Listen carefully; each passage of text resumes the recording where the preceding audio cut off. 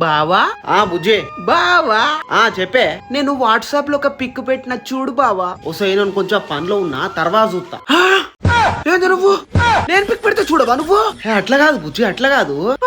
సంక్రాంతి తెలుసుగా అనే పనులు ఉంటాయి. నువ్వు మారిపోయినావు నాకు కనిపిస్తాంది. ఏందే నువ్వు పొద్దు పొద్దున లేచుడుతో ఏందే నాకు? నేను పిక్ పెడితే చూడవా నువ్వు? అరే చూస్తానే తర్వాత చూస్తా. నేను పిక్ పెడితే చూడవా? ఆగి ఒక్క నిమిషం చూస్తాను. చూడు. అబ్బా బుజ్జి బాగున్నావు. అవునవేంది బాగుంది.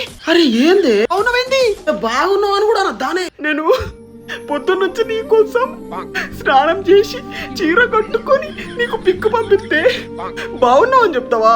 అమ్ము సూపర్ ఉన్నావు, క్యూట్ ఉన్నావు, బ్యూటిఫుల్ ఉన్నావు. ఈ లోకంలో నీకంటే అందమైన అమ్మాయిలే లేరు. నాకు కనిపిస్తాంది నువ్వు మారిపోయినావు. బుజ్జి పోనీ బుజ్జి, ఆడి కోడి పందాలు ఉన్నాయాడా పోవాలి. నీకు ఆ కోడి ఎక్కువనా నేను ఎక్కువనా? అదే ఎక్కువ.